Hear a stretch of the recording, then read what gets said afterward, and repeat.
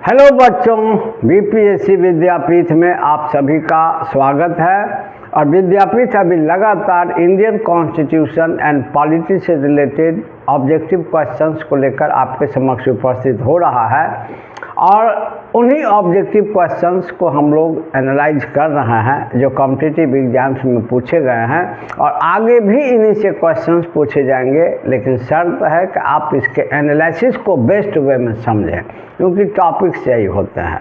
और अभी हम लोग रूलिंग सिस्टम के बारे में पढ़ रहे हैं और रूलिंग सिस्टम में पार्लियामेंट्री सिस्टम, ये आपको फेडरल सिस्टम, ये सब को डिस्कस हम लोग कर चुके हैं। अभी हम लोग मेनली डिस्कस करेंगे एक डेमोक्रेटिक सिस्टम के बारे में, जनतांत्रिक प्रणाली के बारे में। तो आज के जो क्वेश्चंस हैं मेनली वो डेमोक्रेटिक सिस्टम ऑफ गवर्नमेंट, सरकार की जनतांत्रिक प्रणाली से संबंधित है। तो आज का हमारा पहला क्वेश्चन है क्वेश्चन नंबर 17। पिछले वीडियोज में 16 तक क्वेश्चन बना दिए गए हैं और इतने क्वेश्चन अगर आपने बना लिया तो समझिए आपका रूलिंग सिस्टम में पार्लियामेंट्री पूछे, आपको ये यूनिटरी पूछे, फेडरल पूछे, प्रेसिडेंशियल पूछे, डेमोक्रेटिक पूछे, सभी बन जाएंगे। और आज का सवाल है पहला 17 नंबर क्वेश्चन, भारतीय संविधान केवल सरकार के लोकतांत्रिक रूप की कल्पना नहीं करता बल्कि एक लोकतांत्रिक समाज की भी कल्पना करता है, क्योंकि इसकी विचारधारा से ओतप्रोत है। माने गवर्नमेंट ऑफ इंडिया जो है या इंडियन जो कॉन्स्टिट्यूशन है वो आपको केवल लोकतंत्र के बारे में एजम्प नहीं करता है कि लोकतंत्र होगा, बल्कि उसके आइडियोलॉजी को भी स्टेबल करता है अपने कंट्री के रूलिंग में या कॉन्स्टिट्यूशन में। ये भावना से ओतप्रोत है, जैसे न्याय, स्वतंत्रता, समानता, भाईचारा। और वास्तव में ये सभी लोकतांत्रिक समाज की कल्पना है, लोकतांत्रिक समाज के सभी मूल्य हैं। जहाँ जहाँ भी लोकतंत्र की स्थापना, लोकतंत्र का बहुत अर्थ व्यापक होता है। लोकतंत्र को आप आदर्श के रूप में देखते हैं, लोकतंत्र को आप शासन की प्रणाली के रूप में देखते हैं और लोकतंत्र को आप स्तंभ के रूप में देखते हैं, स्टेट के रूप में। तो जब लोकतंत्र को एक आप रूलिंग सिस्टम के रूप में देखते हैं, शासन की प्रणाली के रूप में देखते हैं, तो लोकतंत्र शासन की वह प्रणाली है जिसमें शासन की सत्ता का केंद्र बिंदु जनता होता है या जनता के हाथ में शासन की सत्ता होती है। अगर लोकतंत्र को आप आदर्श या आइडियोलॉजी के रूप में देखते हैं तो लोकतंत्र का आदर्श 3 है: स्वतंत्रता, समानता और बंधुत्व। और लोकतंत्र को अगर आप एक स्तंभ के रूप में देखते हैं तो लोकतंत्र का भवन 4 स्तंभों पर, पिलर्स पर टिका हुआ है: विधायिका, कार्यपालिका, न्यायपालिका और चतुर्थ स्तंभ मीडिया को या प्रेस को माना जाता है। जैसे कि बार बार क्वेश्चंस पूछे जाते हैं, तो लोकतंत्र एक व्यापक अवधारणा है और इसमें क्वेश्चंस बहुत टिपिकल बनते हैं। तो लोकतंत्र की जो संकल्पना हमारा भारत का संविधान करता है वो ये सभी हैं: न्याय, स्वतंत्रता, समानता, भाईचारा। और इसी क्वेश्चन को घुमा देता है कि ये जो लोकतंत्र की संकल्पनाएं हैं ये संविधान में कहाँ देखने को मिलेगी। तो ये सहज है, ये प्रीएम्बल ऑफ द कॉन्स्टिट्यूशन में डायरेक्टली, वैसे इनडायरेक्टली इलैबोरेटेड वे में थ्रू आउट द कॉन्स्टिट्यूशन में आप देखेंगे तो हर जगह न्याय, स्वतंत्रता, समानता को बरकरार रखा गया है। लेकिन बाय टर्म इन शब्द का प्रयोग जो है डायरेक्टली वो प्रीएम्बल ऑफ द कॉन्स्टिट्यूशन में किया गया है। तो इसका आंसर होगा ये सभी, डी। नेक्स्ट क्वेश्चन है, लोकतंत्र के आदर्श में निम्नांकित कौन शामिल है? अभी अभी हमने कहा कि लोकतंत्र को आप एक शासन की प्रणाली के रूप में देखते हैं, लोकतंत्र को एक आदर्श या मूल्य के रूप में देखते हैं, आइडियोलॉजी या वैल्यू के रूप में देखते हैं। और लोकतंत्र के 3 ही वैल्यू हैं, 3 ही आदर्श हैं: स्वतंत्रता, समानता, बंधुत्व, फ्रीडम, इक्वालिटी एंड फ्रेटर्निटी। ये तीनों आदर्श हैं लोकतंत्र के, इसीलिए इसका भी आंसर होगा डी। और कभी कभी यह भी क्वेश्चन पूछा जाता है, कभी कभी क्या बराबर, कि लोकतंत्र के आदर्श का उद्भव कहाँ से हुआ? ओरिजिनेशन कहाँ से हुआ? हम सभी जानते हैं कि अनडाउटेबली लोकतंत्र के जो आइडियोलॉजी हैं या वैल्यूज हैं, इनका ओरिजिनेशन फ्रेंच रेवोल्यूशन, फ्रांस की राज्य क्रांति से हुआ। क्योंकि हम सभी पढ़ते हैं कि फ्रांस की राज्य क्रांति का नारा ही था स्वतंत्रता, समानता और बंधुत्व। तो ये दोनों क्वेश्चन घुमा फिरा के पूछे जाते रहते हैं। नेक्स्ट क्वेश्चन है कि भारत के संविधान लोकप्रिय संप्रभुता क्या है? देखिए, बहुत सारी चीज़ों को समझना पड़ता है। लोकप्रिय संप्रभुता क्या है? तो लोकप्रिय संप्रभुता जो होता है वो आपको पब्लिक सॉवरेंटी जो होता है, एक्चुअली ऐसा संप्रभुता का मतलब क्या समझते हैं? समस्त प्रभुता या शासन की समस्त सत्ता जिसमें निहित हो, शासन चलाने की समस्त शक्ति जिसमें निहित हो, वही संप्रभु होता है। तो भारत में जो लोकप्रिय, एक्चुअली संप्रभुता अंतिम रूप से जनता में निहित है। हम लोग बराबर पढ़ते हैं, क्वेश्चन भी आता है कि शासन की अंतिम सत्ता किस में निहित है? तो जनता में निहित है। और जनता अपनी सत्ता, चूँकि जिन जिन देशों में या स्विट्जरलैंड को छोड़ करके वर्ल्ड के अंदर जितने भी कंट्रीज हैं, हर जगह इनडायरेक्ट डेमोक्रेसी है, जहां जनता स्वयं नहीं बल्कि जनता के द्वारा चुने गए प्रतिनिधि शासन चलाता है, यानी अप्रत्यक्ष जनतंत्र है। और वर्तमान में भारत विश्व का सबसे बड़ा जनतांत्रिक राष्ट्र है और यहाँ भी अप्रत्यक्ष जनतंत्र है, इनडायरेक्ट डेमोक्रेसी है। तो इनडायरेक्ट डेमोक्रेसी में शासन वही चलाते हैं जिनको जनता अपनी सत्ता सौंप देती है, क्योंकि कॉन्स्टिट्यूशन शासन चलाने की सत्ता, अथॉरिटी पब्लिक को देता है। और पब्लिक यह अथॉरिटी जिसको ट्रांसफ़र करती है, जिसको दे देती है, वही रूल करते हैं पब्लिक के बिहाफ में, जनता की तरफ से। ये जितने भी हमारे प्रतिनिधि लोकसभा राज्यसभा में हैं, ये कौन हैं? ये वही हैं जिनको हमने चुना है डायरेक्टली या इनडायरेक्टली, और जिनको हमने अपना अथॉरिटी दे दिया है शासन चलाने का। और अथॉरिटी ट्रांसफ़र करने का जो माध्यम है वो वोट है। जब हम किसी को वोट करते हैं, इट मीन्स कि हम अपनी अथॉरिटी उनको ट्रांसफ़र करते हैं कि हमको जो संविधान ने शासन चलाने की शक्ति दी है, सत्ता दी है, ये हम आपको ट्रांसफ़र करते हैं फॉर 5 ईयर्स। इंडिया में, बहुत सारे कंट्रीज में भी। और वो 5 ईयर के बाद, 5 ईयर के लिए हमने अथॉरिटी ट्रांसफ़र किया, तो 5 ईयर के बाद फिर उनको हमारे पास आना पड़ता है इलेक्शन के थ्रू, और हमारी सत्ता को फिर से हम उनको ट्रांसफ़र करते हैं।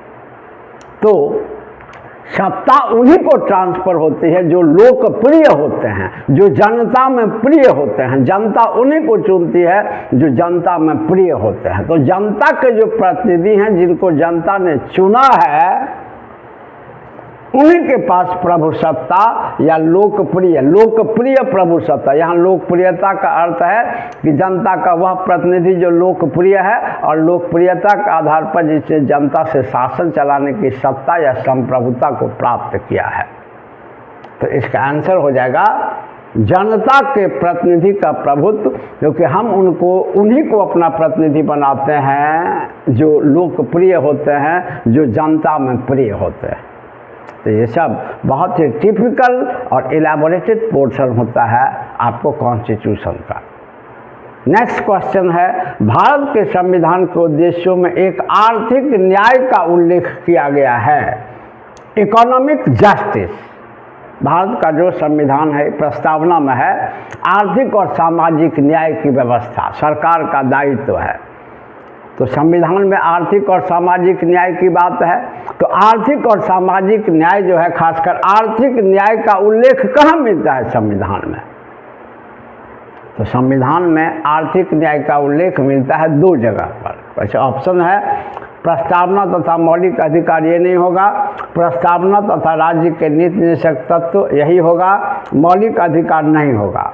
एक्चुअली प्रस्तावना और राज्य के नीति निषेधकता, तो कैसे? क्योंकि प्रस्तावना में तो कहा ही गया है कि भारत सरकार द्वारा आदर्श स्थापित या शपथ लिए गए हैं कि सरकार द्वारा आर्थिक और सामाजिक स्वतंत्रता स्थापित की जाएगी, समाज में समानता स्थापित की जाएगी समाज में, और नीति निर्देशक तत्व में भी आर्थिक न्याय का उल्लेख है, इकोनॉमिक जस्टिस का उल्लेख है आर्टिकल 39 में। और आर्टिकल जस्टिस मीन्स क्या? सभी के लिए समान अधिकार, सभी को समान रूप से ये अधिकार उपलब्ध कराना, या सरकार की कोई भी बेनिफिट या कोई भी फैसिलिटी सभी को समानता से उपलब्ध कराना, आर्थिक रूप से समाज में समानता स्थापित करना।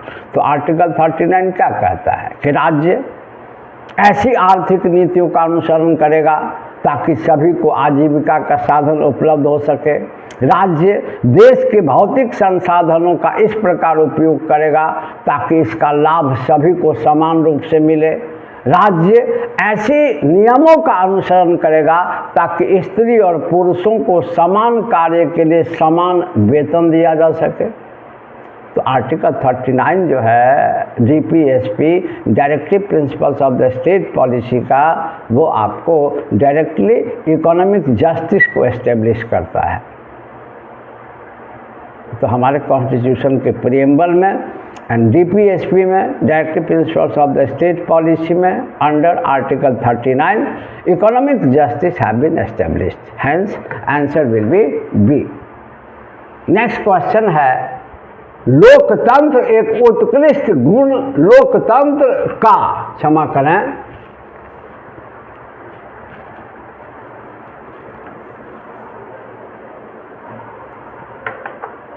लोकतंत्र का एक उत्कृष्ट गुण,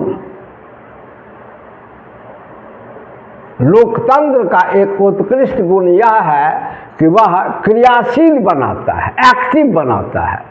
स्पेसिफिक कैरेक्टर है डेमोक्रेसी का। देखिए ये UPSC में पूछे गए सवाल हैं और बहुत ही मैन्यूट अगर आपके पास एक्सपीरियंस है या इसके बारे में नॉलेज है तो बनेगा। इलैबोरेटेड नॉलेज होना चाहिए एंड मैन्यूट। एक्चुअली क्या है कि डेमोक्रेसी का एक स्पेसिफिक कैरेक्टर है कि यह एक्टिव बनाता है किसको?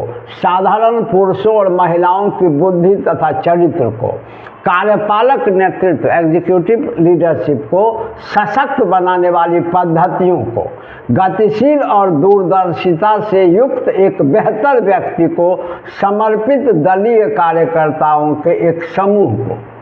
ऐसा ऑप्शंस डालता है तो आपको अगर फुल आइडिया हो तो बनेगा, अदरवाइज कंफ्यूज करा देगा। देखिए एक्चुअली क्या है कि कार्यपालिका के नेतृत्व को डेमोक्रेसी पब्लिक के लिए है, जनरल पब्लिक के लिए है।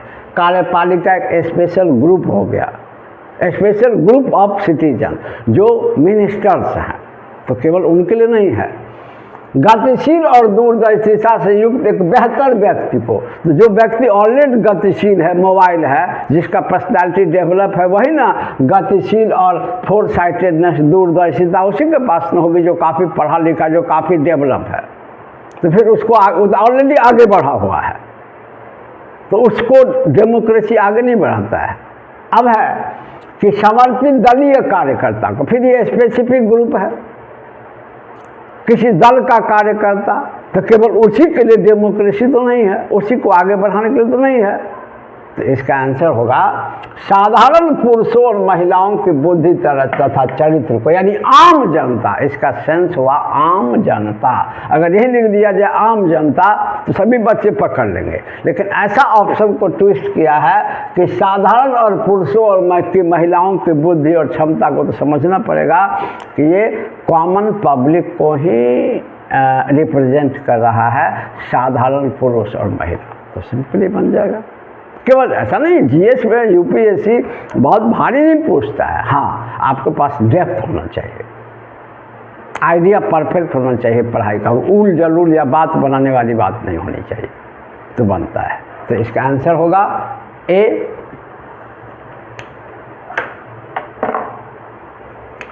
इसका आंसर होगा A। नेक्स्ट क्वेश्चन है कि विधि और स्वाधीनता, law and liberty, law and liberty के बीच सबसे उपयुक्त संबंध को निम्नांकित में कौन प्रतिनिधित्व प्रतिबिंबित करता है, यानी एक्सपोज करता है या बताता है? तो आप समझिए, लॉ माने क्या होता है? विधि, कानून। और स्वाधीनता मतलब क्या होता है? लिबर्टी मतलब फ्रीडम, है ना। तो डेमोक्रेसी में आप समझते हैं कि लॉ के अकॉर्डिंग, माने डेमोक्रेसी में या रूल ऑफ लॉ में, डेमोक्रेसी में कोई भी काम जो होता है वो विधि के अधीन ही होता है, रूल ऑफ लॉ के अकॉर्डिंग। अगर रूल ऑफ लॉ, और जनरली रूल ऑफ लॉ रहता ही है हर जगह, हर डेमोक्रेसी में। और पब्लिक को डेमोक्रेसी में लिबर्टी भी बहुत होता है, स्वाधीनता भी होता है।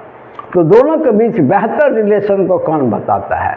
तो यदि विधियां अधिक होती हैं तो स्वाधीनता कम हो जाती है, ये कोई कॉन्सेप्ट नहीं है। अगर कानून अधिक होगा तो पब्लिक की लिबर्टी कम हो जाएगी, ऐसा तो नहीं होता है।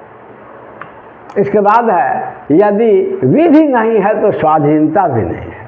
ये परफेक्ट लग रहा है। आगे देखिए, यदि स्वाधीनता है तो विधि निर्माण जनता को करना होगा, ये कोई कॉन्सेप्ट नहीं है। अगर आपको विभिन्न प्रकार की छूट दी गई है तो जनता ही विधि का निर्माण डायरेक्टली करे, ऐसी कोई अवधारणा नहीं होती है। इसके बाद है कि यदि विधि परिवर्तन बार बार होता है तो स्वाधीनता को खतरा है, कभी नहीं। आपकी स्वतंत्रता, कानून अगर बार बार बदले जाते हैं तो इससे आपकी स्वाधीनता खतरा में पड़ेगी, ऐसी तो कोई बात नहीं होती है। हाँ, अगर निरंकुश कानून बनाया जाए, जनता के हित के विरोध में बनाया जाए, तो वो ना आपकी स्वाधीनता को ख़त्म करेगा। और कानून को बार बार बदलना अनिवार्य है। क्यों संविधान में संशोधन की प्रणाली रखी गई है? ताकि कॉन्स्टिट्यूशन के रेलिवेंट बनाया जाए, अकॉर्डिंग टू सिचुएशन लॉ में चेंजिंग किया जाता रहे। आप कई इसके एग्जाम्पल देखते हैं, बहुत सारे बदलाव हुए हैं। जैसे 5 ईयर प्लान नहीं रहा, प्लानिंग कमीशन नहीं रहा, उसकी जगह नीति आयोग आ गया। तो बहुत सारे चेंजिंग्स जो होते रहते हैं, तो इससे जनता के स्वाधीनता पर कोई असर नहीं पड़ता है। स्वाधीनता पर तब असर पड़ेगा जब सरकार एंटी पब्लिक ये कोई लॉ को फ्रेम करे, या एक्सप्लॉयटेटिव लॉ को अगर फ्रेम करे, शोषणकारी कानून को बनाए। केवल कानून के बदलने से जनता की स्वाधीनता खतरा में होगी, ऐसी कोई बात नहीं होती है। लेकिन ये जरूर होता है कि यदि विधि नहीं है तो स्वाधीनता भी नहीं है। क्योंकि आप गौर कीजिए कि ब्रिटिश पीरियड में हमारे पास उतनी स्वाधीनता, लिबर्टी नहीं थी, क्योंकि वहाँ पब्लिक के बेनिफिट के लिए कोई लॉ नहीं था, मनमाना शासन था। लेकिन आज जो कॉन्स्टिट्यूशन है, यहाँ रूल ऑफ लॉ है, और आज का जो कॉन्स्टिट्यूशन है वो जो भी लॉ या जो भी रूल को वो बता दिया, उसी के अकॉर्डिंग सबको काम करना होगा। और बाय लॉ या बाय रूल, अगर रूल बढ़िया होता है तो निश्चित रूप से पब्लिक की स्वाधीनता की सुरक्षा ही होती है। रूल को वायोलेट करके कोई भी पब्लिक के फ्रीडम को या लिबर्टी को छीन नहीं सकता है। तो लिबर्टी को एस्टेब्लिश करने के लिए रूल होना ज़रूरी है। इसलिए यदि विधि नहीं है तो स्वाधीनता भी नहीं है। ये ऑप्शन सही है, हेंस इसका आंसर होगा बी। एंड लास्ट क्वेश्चन है कि निम्न में कौन विधि के शासन, रूल ऑफ लॉ की मुख्य पहचान है ना। तो विधि का शासन, रूल ऑफ लॉ, जिसका एक ही वाक्य होता है, आदर्श वाक्य, कि व्यक्ति चाहे बदल जाए, शासन नहीं। क्योंकि व्यक्ति के अनुसार शासन नहीं चलता है, कानून के अनुसार शासन चलता है। अब जैसे मनमोहन सिंह अगर भारत के प्रधानमंत्री थे तो उनके काल में भी हमारे यहाँ डेमोक्रेसी ही थी, संसदीय प्रणाली ही थी, और नरेंद्र मोदी हैं तो भी यही बात है। कोई व्यक्ति बदल सकता है, शासन का रूप नहीं, क्योंकि शासन कानून के हिसाब से चलता है, देश कानून के हिसाब से चलता है। तो रूल ऑफ लॉ के संदर्भ में है कि निम्न में कौन विधि के शासन की मुख्य पहचान है। एक है शक्ति का सीमितीकरण, दूसरा है विधि के समक्ष समानता, तीसरा है जनता का सरकार के प्रति दायित्व, और चौथा है स्वाधीनता एवं नागरिक अधिकार। निश्चित रूप से निम्न ये शक्ति का सीमितीकरण, विधि है तो किसी की शक्ति असीमित नहीं होती है, सबके शक्ति की एक सीमा है। इवन जो हमारे कॉन्स्टिट्यूशन द्वारा प्रेसिडेंट को कंट्री का हेड बनाया गया है, उसके भी पावर लिमिटेड है। प्राइम मिनिस्टर के पावर लिमिटेड है। कोई भी ऐसा इंस्टीट्यूशन नहीं है जिसके पावर अनलिमिटेड है। तो जहाँ रूल और लॉ ऑफ लॉ होता है वहाँ सबके पावर्स एंड फंक्शंस एक लिमिटेशन के भीतर होता है। अनलिमिटेड पावर किसी को नहीं होता है, नहीं तो निरंकुश हो जाएगा। तो यहाँ लिमिटेशन ऑफ पावर्स होता ही है ना। और विधि के समक्ष समानता, everyone shall be equal before law, कानून सभी के लिए, कानून के समक्ष सभी समान होंगे, ये भी होता है। जनता का सरकार के प्रति दायित्व, नो नो नो नो, सरकार का जनता के प्रति दायित्व, हाँ जनता का राष्ट्र के प्रति दायित्व है, लेकिन ये भी डायरेक्टली ये इसके मोरल ग्राउंड पर है, हाँ कभी कभी लॉ के आधार पर भी है। लेकिन सरकार के प्रति जनता का कोई दायित्व होगा, ऐसा रूल ऑफ लॉ का कोई थ्योरी या कोई कॉन्सेप्ट नहीं होता है। लेकिन स्वाधीनता तथा नागरिक अधिकार, जहाँ रूल ऑफ लॉ है, अभी अभी हम लोगों ने चर्चा किया कि जहाँ लॉ है वहाँ पब्लिक को लिबर्टी है ही, पब्लिक को अधिकार है ही। और इसका एग्जाम्पल आप प्रेजेंट इंडिया और आपको ब्रिटिश इंडिया से ले सकते हैं। ब्रिटिश इंडिया में पब्लिक रूल ऑफ लॉ नहीं था, रूल ऑफ पर्सन था। जैसा मन करता था इंग्लिश मैन का वैसा रूल चलाते थे। आज रूल ऑफ लॉ है तो आज लिबर्टी भी पब्लिक के पास ज़्यादा है, फ्रीडम भी है। हैंस इसका आंसर होगा 1, 2 और 3, सॉरी क्षमा कीजिए, 1, 2 और 4, 1, 2 और 4। तो इसका आंसर हो जाएगा 1, 2 तथा 4 यानी सी। तो चलिए बच्चा लोग, हम लोगों ने रूलिंग सिस्टम में parliamentary system, presidential system, federal system, unitary system, democratic system सभी को डिस्कस किया। और मेरा विश्वास है इससे रिलेटेड जो भी क्वेश्चंस आपका, अगर आपने ठीक ढंग से एनालिसिस को समझा हो और ध्यान दे के देखा हो, पढ़ा हो जो हमने बताया है, तो निश्चित रूप से आपके कॉन्सेप्ट क्लियर होंगे, सभी सवाल बनेंगे। और फिर इसी प्रकार के क्वेश्चंस को लेकर के, अगले टॉपिक के क्वेश्चंस को लेकर के विद्यापीठ बहुत जल्द उपस्थित होगा। और अगर आपको कंटेंट अच्छा लगता हो तो आप चैनल को सब्सक्राइब ज़रूर करें, वीडियो को लाइक और शेयर ज़रूर करें। और पुनः विद्यापीठ इम्पोर्टेंट कंटेंट्स के साथ उपस्थित होगा। तब तक के लिए धन्यवाद।